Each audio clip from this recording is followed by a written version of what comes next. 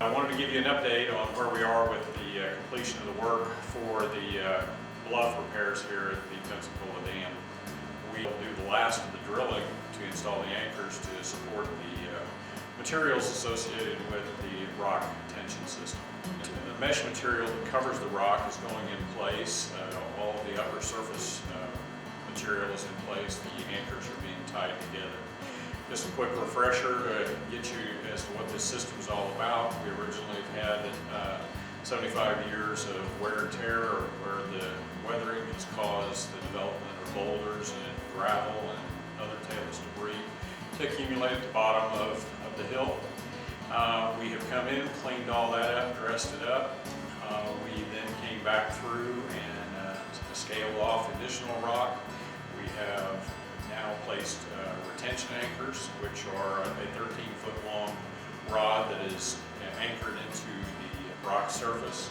That provides a tieback point for a two-layer mesh system, one an underlayment of Ecomat to retain the small chat-sized particles, and then an overlying tech mat, more like a chain link fence, if you will, that pulls that back and keeps any boulders that work themselves out over time in place.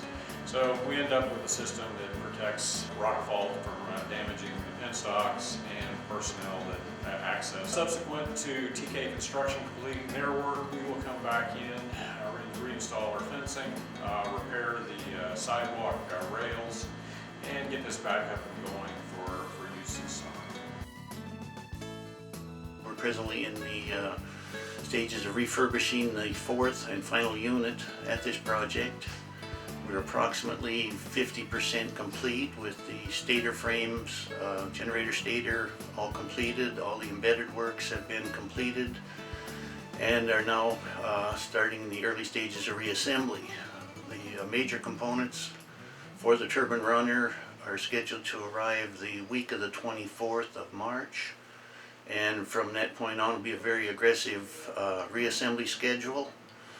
Scheduled completion date is, commercial operation date is July 15th, with the first unit rotation is scheduled for, I believe it was June 15th.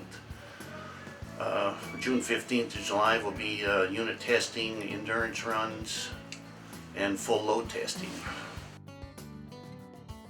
Back in 2007, for the Salina pump storage, we started the process of replacing the excitation units.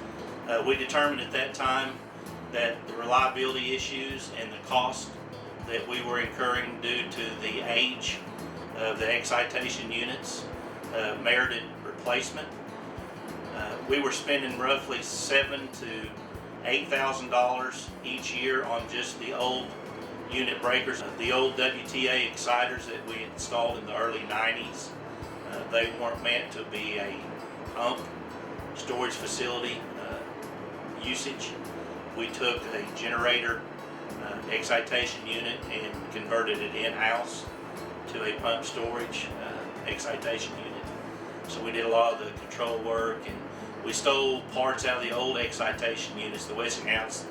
You'll see some of those Westinghouse DB breakers. You can see how detrimental it was, the stop and starts of these breakers. We researched some other pump storages in the United States. Last count, I think there was only 20 in existence in the United States, and of that 20, there's only us and one other that do across the line pump starts. Luckily, new technology has allowed a greater reliability and capability for the new excitation units to do pump starting. When we went from the analog to the digital controls, it allowed us to have a lot more capability with the new technical advances that we've seen in excitation units. When we looked for exciters, we talked to Basler, Cutler Hammer, who took over Westinghouse, ABB, and what we kept running across was everybody was okay with the companies they used, but everybody that used ABB was very happy with what they used, so we chose to go the ABB route. When the decision was made to purchase the new ABB excitation units, one of the main factors in that decision-making process was we had put 6 new Cutler Hammer WTA exciters in Pensacola in the early 90s. And we had found out during 2006, 2007, that Cutler Hammer had been bought out by Basler, and that Basler would no longer be supporting those WTA excitation units with parts. So the parts were going to become obsolete.